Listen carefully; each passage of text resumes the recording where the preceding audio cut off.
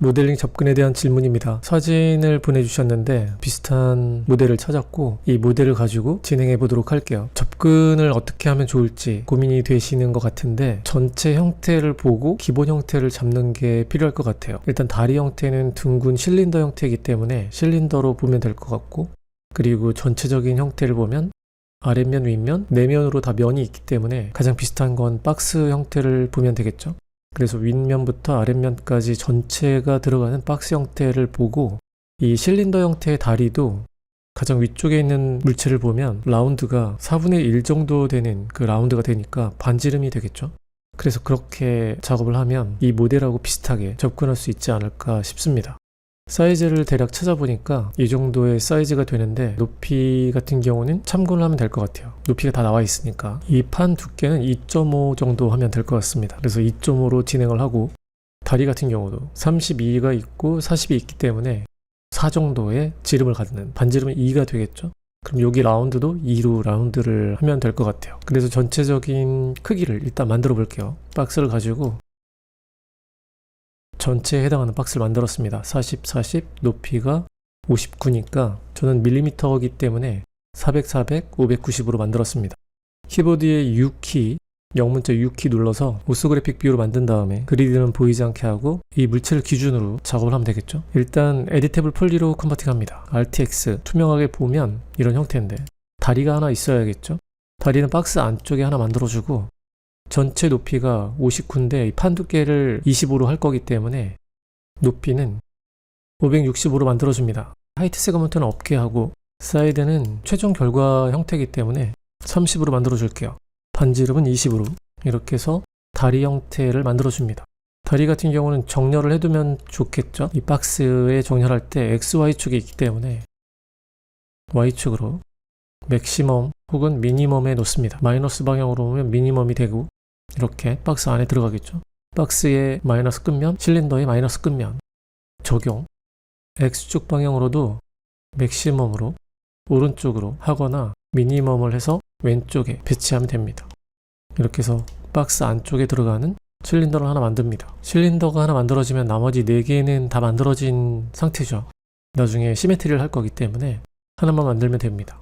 박스에서 필요한 면들을 뜯어내도록 할게요. 에디테이블 폴리인 상태니까 가장 윗면을 뜯어내고 디태치합니다. 아랫면도 뜯어내고 디태치합니다. 높이가 12 정도 되는데 판을 막아야 되죠. 그래서 보더에서 위에 보더를 현재 위치를 0을 만든 다음에 마이너스 25만큼, 이 두께만큼 내립니다. 그리고 아래쪽에 있는 보더도 이렇게 위에 스냅으로 맞춘 다음에 마이너스 120을 내려주면 이 옆에 폭에 해당하는 형태가 만들어집니다. 이 실린더의 정중앙에 놓인다고 했을 때 쉘 명령으로 안쪽으로 20만큼 넣으면 정중앙에 이 면이 놓이게 되죠. 이때는 아래쪽에 있는 코너 부분의 두께를 정확하게 펴서 이 두께가 20이 되게 해줍니다. 그렇게 되면 이 안쪽에 들어가 있는 게 정중앙이기 때문에 아래 옵션에서 안쪽에 있는 면이 선택되게끔 해줍니다. 쉘의 이제 안쪽의 면이나 바깥쪽 면을 선택할 수 있는 옵션이 있기 때문에 안쪽 면이 선택되게끔 해준 다음에 에디테이블 폴리, 에디테이블 폴리에서는 폴리곤 레벨에 보면 안쪽이 이렇게 선택됩니다. 컨트롤 I 한 다음에 불필요한 면은 삭제합니다. 그러면 이렇게 센터에 딱 들어가 있는 상태가 만들어지죠. 이 앞에 있는 거, 얘는 서랍인데 서랍은 디태치 해놓고 디귿자 형태로 되어 있는 막혀있는 부분이겠죠. 쉘 명령으로 양쪽으로 6mm씩 이렇게 만들어 줄게요. 여기서는 앞에서 사용했던 면이 선택되는 옵션을 꺼주면 되겠죠. 앞에 있는 서랍 부분 같은 경우는 이렇게 묻혀 있는데 사진에서 보면 이렇게 틈이 있잖아요. 서랍이니까. 그래서 양쪽을 엣지를 Alt-X를 해보면 검정색인 부분은 면이 뒤집혀 있기 때문에 그렇습니다. 폴리곤을 플립을 하게 되면 깨끗하게 보이니까 이렇게 해놓고 보면 훨씬 편하겠죠. 반지름이 20이기 때문에 챔퍼를 하면서 21만큼, 그리고 옵션은 트라이 옵션으로 오픈해 줍니다. 그럼 여기가 살짝 떨어지게 되겠죠. 반지름 20보다 1만큼 크니까 오케이 해주고, 필요하면 위쪽도 해주면 더 좋을 것 같아요. 챔퍼 했을 때 여기는 1이나 2 정도 이렇게 챔퍼해서 틈을 만들어주면 좋습니다. 이렇게 사진에서 보는 것처럼 음영이 생기기 때문에 그런 틈을 일부러 만들어주는 거죠. 물체를 떼냈을 때 축을 중앙으로 이동시키는 습관을 가지면 좋습니다. 축이 중앙이면 나중에 수정할 때나 이럴 때 편하기 때문에 쉘명령으로 안쪽으로 이번에는 안쪽 방향으로만 두께만큼 20만큼 넣어줄게요. 20이 아닐 수도 있어요. 10이나 14 정도 될 수도 있죠. 이렇게 해주면 될 것 같고 안쪽에 서랍 형태도 이렇게 안쪽으로 들어가서 서랍 형태가 있는데 여기서는 거의 보이지 않기 때문에 에디테이블 폴리곤을 살짝 인셋하고 쉬프트 드래그해서 이렇게 밀어 넣도록 할게요. 디테일이 중요한 건 아니고 여기 안쪽에 뭔가 막혀있는 듯한 느낌을 주면 되니까 이렇게 해주면 측면에 있는 판하고 서랍 부분하고 만들어졌네요. 윗판 같은 경우도 쉘명령으로 아래쪽으로 25만큼 두께를 만들어줍니다. Alt-X를 해보면 이렇게 됐겠죠? 에디테이블 폴리 모서리를 선택한 다음에 링 선택해주고 같은 방향이 선택되죠.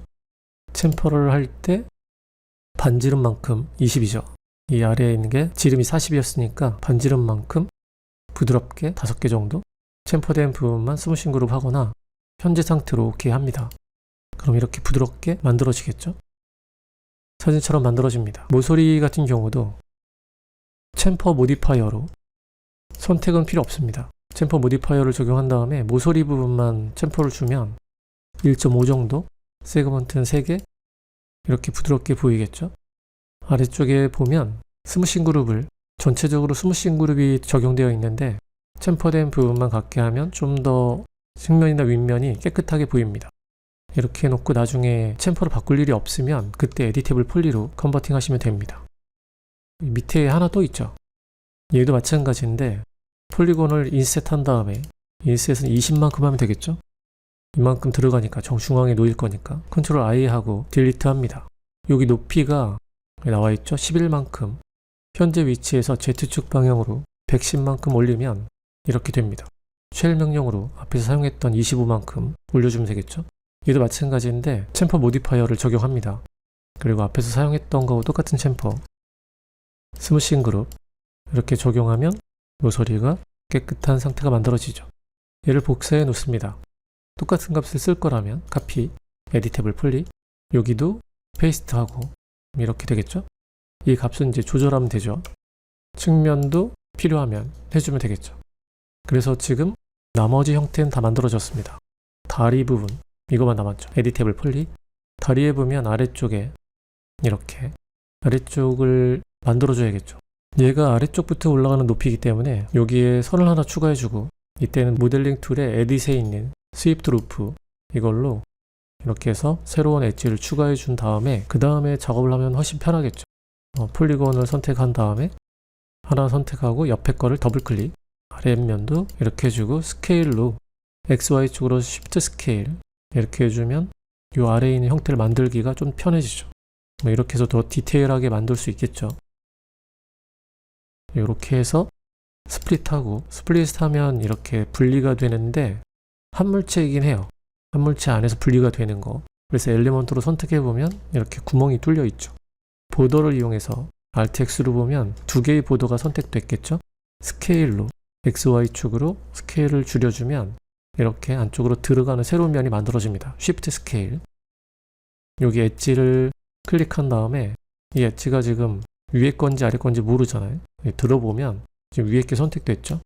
같이 붙어있기 때문에 이런 부분은 챔퍼를 한번 해주면 이렇게 해주면 여기가 이렇게 들어가는 형태가 만들어집니다. 그렇게 만들어주면 더 좋겠죠. 그리고 챔퍼된 부분만 스무싱 그룹 F4번 키 누르면 이렇게 되는 거죠. 측면에서 봤을 때 이런 형태가 보입니다. 아래 거는 다른 재질을 주면 되겠죠. 그래서 이렇게 되어 있는데 아래쪽 형태는 디테일이 더 필요하진 않을 것 같아요. 멀리서 이렇게 그리고 물체하고 닿아있을 때 여기 음영을 만들겠죠. 다리는 하나니까 이 판 하나 복사합니다. 이 판은 센터가 축이기 때문에 하나 복사한 다음에 복사된 물체에 다리를 어태치합니다.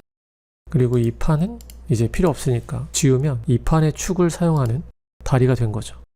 시메트리 명령을 사용하면 X축 방향으로 지금 물체가 없어졌는데 플립을 하게 되면 이렇게 보이고 Y축 방향으로도 플립을 하게 되면 다리 4개가 만들어집니다.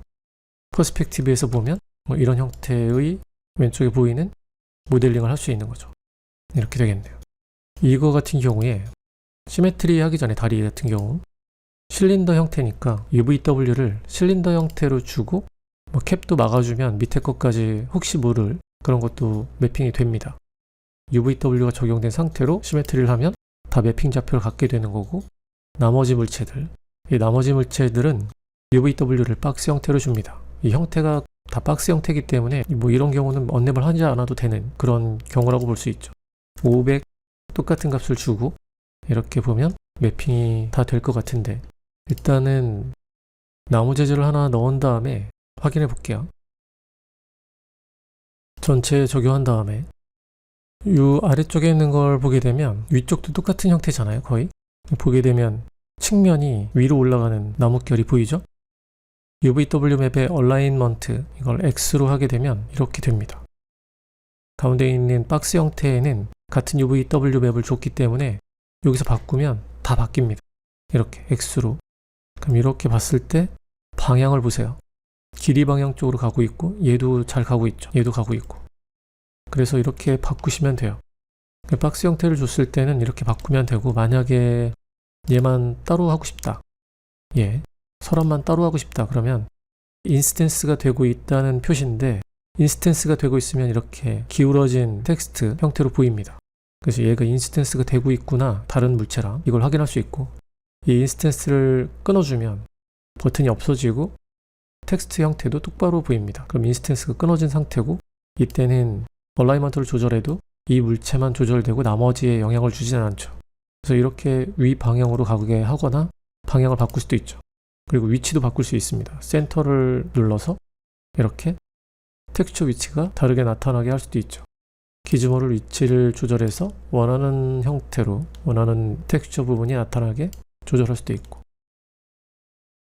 그래서 질문해 주셨던 그 모델링 형태는 박스로 접근할 것 같고, 다리만 실린더로 만들어서 접근하면 쉽게 만들 수 있지 않을까 싶어요.